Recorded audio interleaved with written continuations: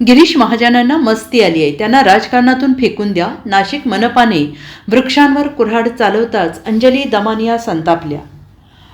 तपोवन परिसरातील वृक्षतोडीला राज्यभरातून विरोध होत असतानाच नाशिक महापालिकेने 4 मलनिस्सारण प्रकल्पांच्या विस्तारीकरणासाठी तब्बल 1270 झाडे तोडल्याचे स्पष्टीकरण दिले आहे. यावर सामाजिक कार्यकर्त्या अंजली दमानिया यांनी संताप व्यक्त करत कुंभमेळा मंत्री गिरीश महाजन यांच्यावर जोरदार हल्लाबोल केला आहे.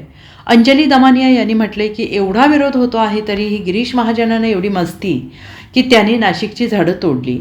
लोकांना आंदोलनं करा, लोकांनी आंदोलनं करावीत, आम्हाला जे काही करायचं आहे ते आम्ही करणार असे ते आहेत. गिरीश महाजन यांना लक्षात ठेवा, राजकारणातून त्यांना फेकून द्या असं म्हणत त्यांनी संताप व्यक्त केला आहे.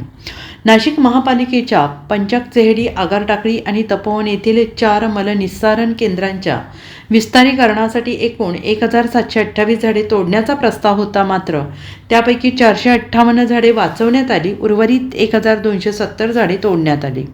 वृक्षतोडीच्या बदल्यात महापालिकेच्या मलनिस्सारण विभागाकडून 1,76,00,000 रुपये भरपाई म्हणून स्वीकारण्यात आलेले आहेत. या निधीचा वापर पर्यावरणीय प्रकल्पासाठी होणार आहे.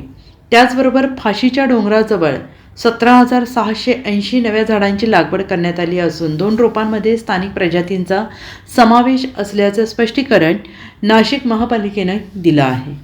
इतक्या लोकांनी इतकी आंदोलनं करून सुद्धा गिरीश महाजनांची इतकी मस्ती आहे की त्यांनी शेवटी 450 झाडं ही तोडलीच. तुम्ही आंदोलनं करा, वाटेल ते करा, आम्हाला करायचं तो आम्ही करणार, हा संदेश आज जो गेलाय गिरीश महाजनांना याद राखा.